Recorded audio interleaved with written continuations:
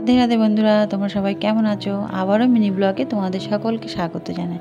এই কদিন খুব তাড়াহুড়ো থাকছে, যেহেতু মেয়ের স্কুল শুরু হয়ে গেছে, ভোরবেলা উঠতে হচ্ছে। ওকে স্কুলে পাঠিয়ে দিয়েই তাড়াহুড়ো করে ঘর ঝাড় দিয়ে, ঘর মুছে, তার মধ্যে জামা কাপড় ভিজিয়ে রেখে ছুটে চলে যায় ওকে টিফিন খাওয়াতে। ওকে টিফিনটা দেওয়া হয় না, আমি যেহেতু টিফিন স্কুলে খাই না, ফেলে দেয়, তাই জন্য আমি নিয়ে যাই।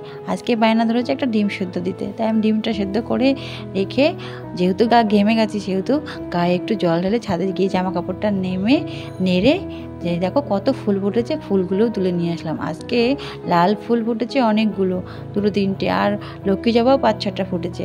তারপরে আমরা 1 কিলো 2 কিলো মাছ নিলাম। একটা টাকি মাছ ছিল, জ্যান্ত টাকি, আর পোনা মাছের বাচ্চা।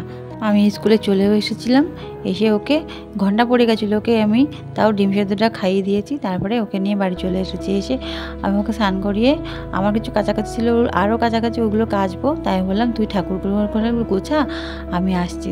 তারপরে ও ঠাকুরের দেখি সব স্নান টান করিয়ে চন্দন ঘষছে, আর আমি এইদিকে জামা কাপড় কেচে নাড়তে এসেছি। নেড়ে সূর্য প্রণামটা করেই আমি ঠাকুর ঘরে চলে যাব। আমশি আর পাকা লঙ্কাগুলো বেছে রেখেছিলাম, ওগুলো রোদে দিলাম।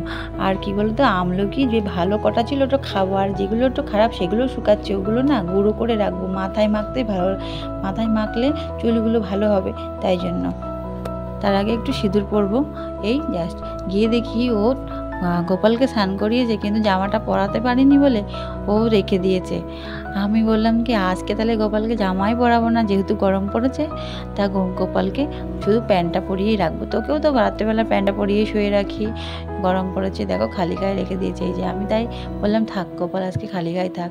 আর আমাদের যে ফুলগুলো দেখলে সব আমাদের গাছের ফুল, আজকে না একটা সাদা ফুলও ফোটেনি, তাও ভোলেনাথকেও স্নান করিয়েছে। আর এই যে লেবুটা দেখছো না, আমাদের উপরে হয়েছে, পচে পচে যাচ্ছিলো, মনে হয় এটা বড় হয় না, বললো যে বড় হবে, কিন্তু তাই আমি এনে ঠাকুরকে দিচ্ছি।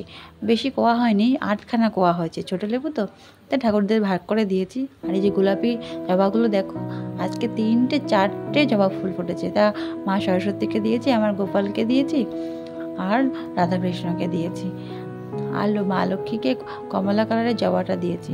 দেখো কি সুন্দর না জবাগুলো, ফুলগুলো।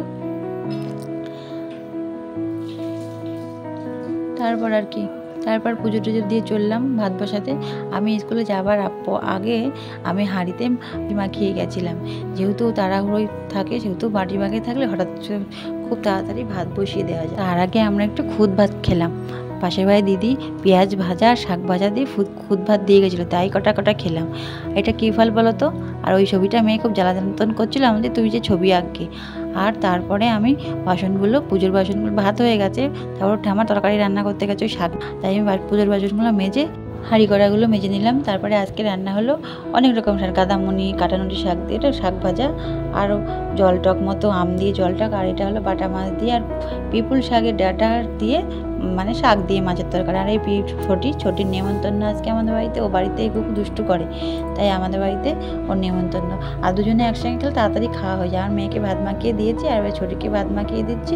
তারপরে মাছটা বেছে দেবো, ও গোল গোল করে দিলে ও খেয়ে নেবে, কিন্তু বাড়িতে খুব দুষ্টু করে, তাই জন্য ওর ঠাম্মা বলছে ঠিক আছে আজকে ওর ঠাম্মার কাজ আছে, তাই বললে আমাদের বাড়ি পাঠিয়ে দিতে।